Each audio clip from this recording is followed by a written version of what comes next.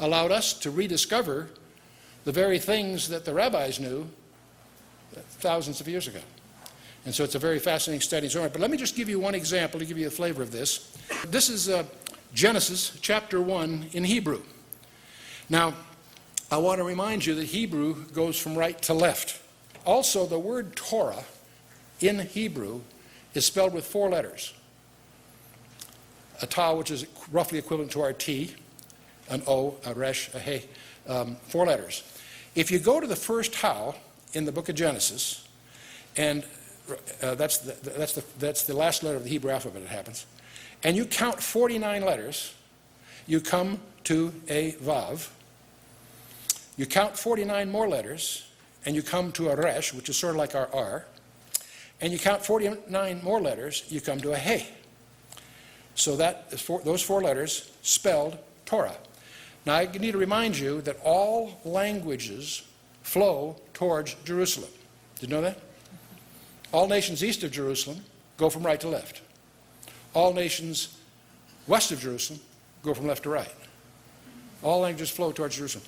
I don't know what you're going to do with that piece of information, but I think it's interesting. Now, you can follow this without knowing Hebrew, probably, but you say, now why 49? Was a square of 7? Okay, that's fine. That's not too surprising, but just a coincidence, of course. Or is it? Now, you could argue, well, that's just an accident of the frequency of letters and so forth. It's kind of rare, but interesting. Except what happens is when you go to the book of Exodus, you go to the first how, count 49 letters, you get a vav. 49 letters, you get a resh. 49 letters, and you get a he. Same thing happens. What's the probability of that? Whatever the first probability is, it's that squared. Okay? So it's very unlikely. Genesis, Exodus, you go to Leviticus, and it doesn't happen. And when it doesn't, you almost feel a sigh of relief. Huh? But when you go to Numbers, the same thing happens backwards. You take the first he, the first resh, the first vav, the first tau, you get Torah spelled backwards. Now that's weird. If nothing else, I don't know how they found this out. They must have had time on their hands. They didn't have computers. This was. You go to Deuteronomy, you have essentially the same equivalent thing happens. And now you're puzzled because you've got it forward, forward, backward, backward. You can't resist going back to Leviticus and looking at Leviticus more closely. We have 49 and 7 squared letter sequences. Torah, Torah, forward in Genesis, Exodus, backwards in Numbers and Deuteronomy.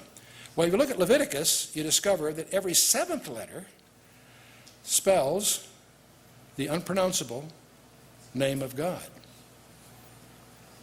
Often rendered Jehovah or Yahweh, expressed as Adonai among the Hebrews. They won't pronounce that name, they'll use the word Lord instead.